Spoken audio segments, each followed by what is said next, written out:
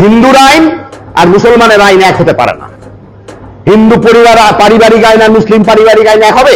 তো জামাত কি বলে যে আমাকে আল্লাহর আইন প্রতিষ্ঠিত করব ক্ষমতায় গেলে। আল্লাহর আইন হচ্ছে কোরআনের আইন। কোরআনের আইন যদি প্রতিষ্ঠিত হয় তাহলে কি হবে? হিন্দুর আইন প্রতিষ্ঠিত হবে। তাহলে হিন্দুদের জন্য হিন্দুর আইন থাকবে, বাংলাদেশ মুসলমানদের জন্য মুসলমানের আইন থাকবে, খ্রিস্টানের জন্য খ্রিস্টানের আইন থাকবে, থাকবে না? তোমার রাজনীতিটা হবে এখন অ্যান্টি জামাত। তোমার রাজনীতিটা হতে হবে অ্যান্টি জামাত, তোমার রাজনীতিটা হবে প্রো বাংলাদেশী। এটাই হচ্ছে তোমাদের রাজনীতি, আর এই রাজনীতি নিয়ে তোমাকে মাঠে নামতে হবে। আমাকে এখন একটা কথা দিতে পারবা যে আগামীকাল থেকে তোমরা শুরু করবা?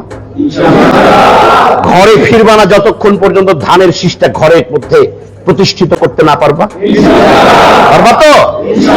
এই ভর মাগরিবের টাইমে আজান পড়লো, এই সময় তোমরা কিন্তু ওয়াদা করলো আমার কাছে, এখানে যে কয়জন আছে তোমরা যদি নামো, আমি বিশ্বাস করি তোমাদের চেহারা পাল্টে যাবে।